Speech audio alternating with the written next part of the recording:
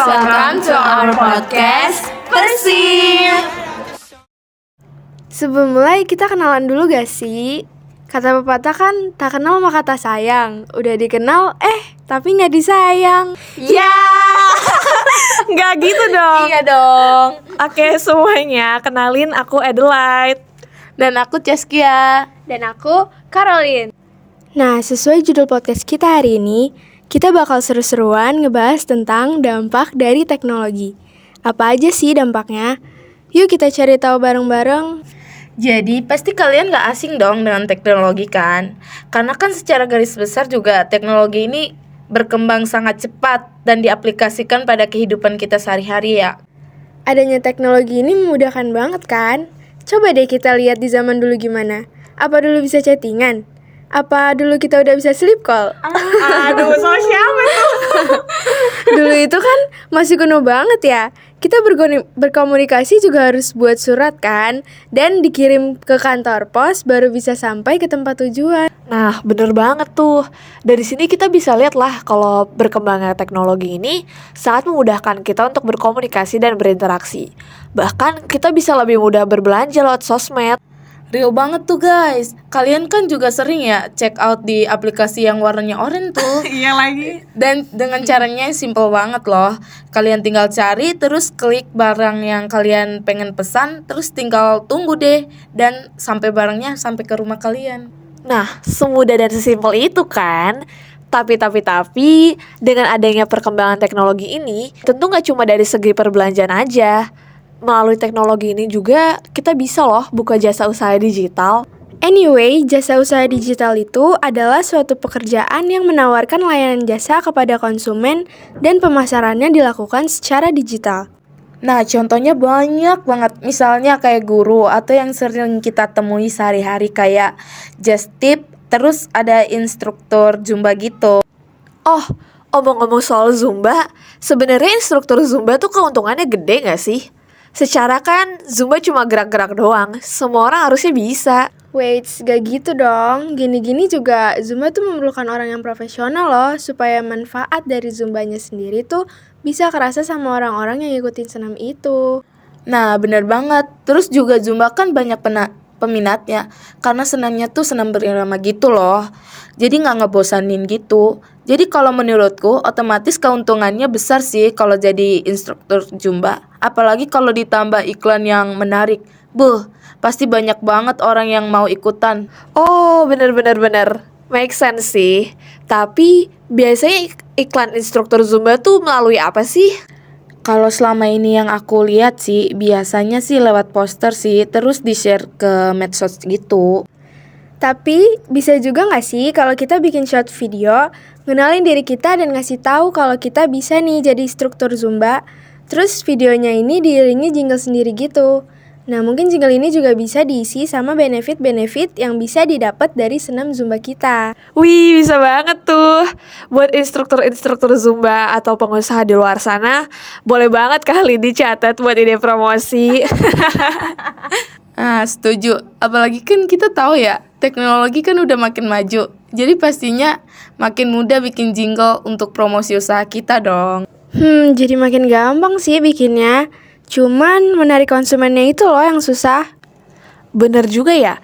Kalau dari sepenglihatanku sih, emang buat jingle iklan itu ada banyak yang harus diperhatiin supaya bisa menarik konsumen. Contohnya kayak jingle Frisian Flag. Bangun pagi ku minum susu, bantu sehat kuat tubuhku, dukung daya tahan alami, baik kini dan juga nanti, tiap pagi susu Frisian Flag. Nah, kalau Frisian Flag tadi kan bisa kita denger lah ya kalau jinglenya itu asik banget. Mereka tuh bisa gitu loh ngubah lagu anak-anak jadi jingle yang menurutku cukup trendy. Pantesan banyak yang minat sama produknya. Real, dari nadanya juga nada yang mudah diinget gitu loh dan timeless. Makanya kayak melekat gitu di ingatan orang-orang. Tapi ya, kalian tahu jinglenya SGM gak sih? Bima cerdas kreatif, semua pasti bisa, asal dukungannya lengkap. SGM Explore 1 Plus Komplit Nutri dengan minyak ikan, omega 3 dan nutrisi penting lainnya. Itu juga gak kalah menarik kok. Udah gitu di iklannya juga nunjukin salah satu alat musik Indonesia dari Jawa Barat, alias angklung. Oh iya kah? Menurutku itu keren sih, karena kayaknya kan di zaman sekarang ini orang-orang tuh kurang perhatian kan sama budaya lokal. Bener juga ya. Padahal dengan melestarikan budaya sendiri kan bisa memajukan negara. Dengan adanya teknologi, harusnya bisa sih kita lebih mempromosikan budaya kita sendiri. Kalau bukan kita sendiri yang melestarikan, siapa lagi? Soalnya banyak yang gak sadar kalau sebenarnya budaya kita ini juga unik dan gak kalah keren sama budaya luar. Contohnya kayak angklung tadi. Sejarahnya itu unik loh. Emang gimana tuh sejarahnya? Yang aku tahu ya, jadi dulu itu sekitar masa kerajaan Sunda, angklung tuh dipakai untuk memuja Nyai Sri Pohaci, yang jadi lambang dari Dewi Sri, yang Dewi Kesuburan itu loh. Oh, jadi dipuja supaya bisa menyuburkan panen gitu kah? Ya kira-kira kayak gitu sih. Terus nih ya, angklung kan juga dimainkan banyak orang. Kalau dipaduin tuh suaranya bagus banget. Nggak kalah sama musik-musik di luar. Udah gitu angklung juga sering dipakai untuk lagu-lagu Jawa Barat gitu. Oh iya, ngomongin lagu-lagu Jawa Barat, kalian tahu gak sih ada lagu Manuk Dadali yang di DJ remix gitu? Oh tahu, sekarang kan emang banyak banget lagu-lagu yang dibikin kayak DJ gitu. Nah, iya kan? Kayak gampang banget gitu loh ngubah-ngubah lagu orang. Padahal aku yakin sih orang-orang yang remix itu banyak yang belum dapat izin dari pencipta lagu originalnya. Sedangkan mereka udah nge-publish lagu remixnya. Nah, manusia-manusia kayak gini nih emang meresahkan banget. Padahal mereka yang kayak gitu bisa melanggar haki.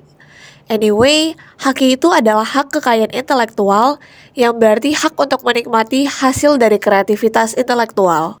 Nah benar banget tuh, jadi hak ini sangat bermanfaat ya bagi pencipta-pencipta karya seni. Berguna untuk melindungi karya mereka supaya nggak seenaknya diklaim atau ditiru orang lain. Cuma ya gitu, masih banyak orang yang nggak peduli dan menghiraukan haki. Nah, dari sini kita bisa tahu dengan adanya teknologi, semua kegiatan kita jadi lebih mudah, entah dalam berkomunikasi, berbelanja, dan sebagainya. Tapi jika teknologi dipakai oleh orang-orang yang gak bertanggung jawab, bisa-bisa teknologi memudahkan orang itu untuk melakukan aksi kejahatan, seperti contohnya pelanggaran haki tadi. Benar banget tuh. Sebagai warga negara yang baik, sudah seharusnya kita menggunakan teknologi dengan sebaik mungkin sehingga bisa memajukan negara kita.